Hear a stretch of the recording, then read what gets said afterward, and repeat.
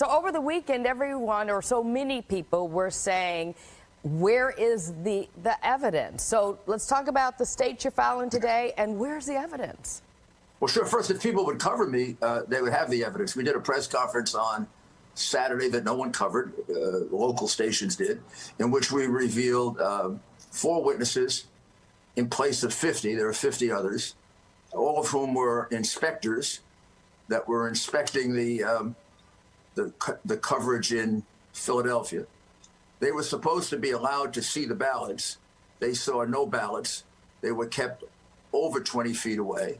When they went to court and the judge required they be put closer, the sheriff refused to put them closer and even threatened to arrest them. This will be documented in a lawsuit that will be filed today. That lawsuit now has over 70 witnesses, as well as videotape, that will prove that 350,000 ballots in Philadelphia have to be discarded. They can't be counted because they are under the law of Pennsylvania, which is set by the state legislature. They're illegal ballots. They were observed by no one. The envelope that the envelope that would tell you that they're valid ballots has been cast aside.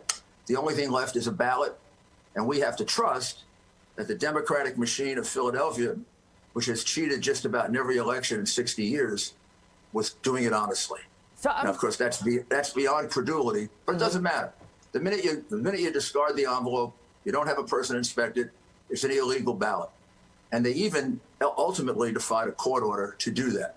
In Pittsburgh, very similar, about 150,000 ballots.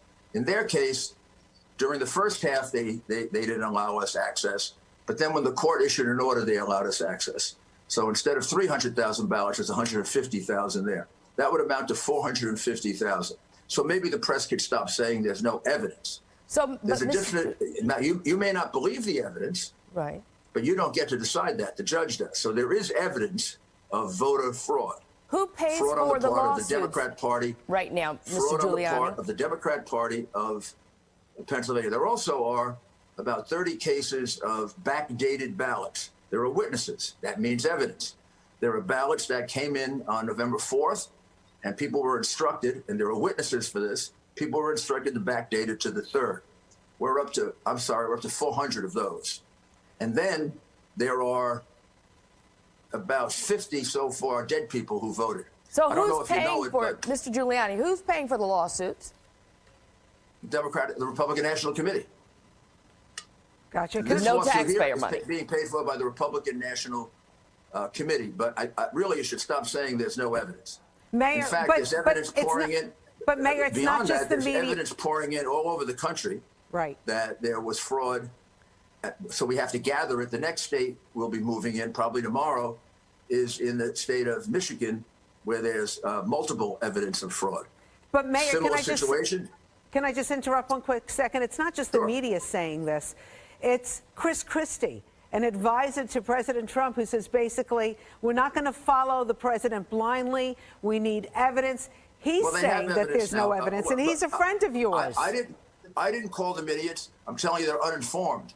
There is evidence that it happened. There are thousands and thousands of witnesses. I have 70 of them in this one case. There are about 200 in Michigan. There are about 200 in Nevada.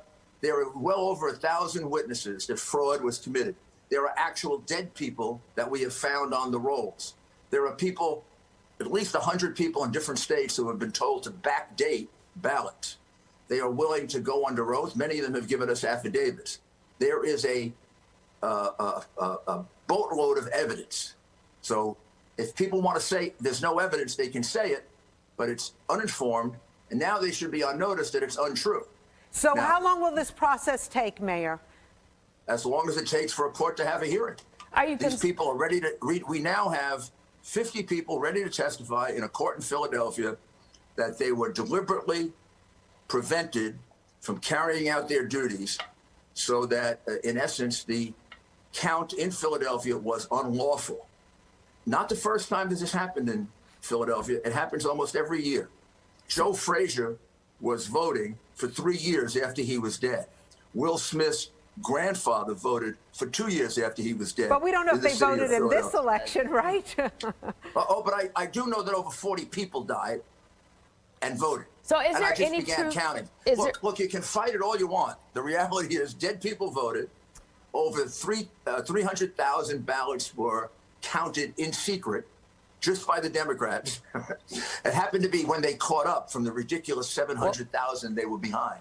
Is there any truth that Melania... Overnight, they found 300,000 ballots that Republicans never got a chance to observe. Well, we know you're going to argue this in a court, but is there any truth? Yes, we to, are gonna is there any truth that Jared and Melania suggested to the president that he needs to start thinking about? I have no knowledge to that effect. The president didn't tell me anything like that. I would seriously doubt it.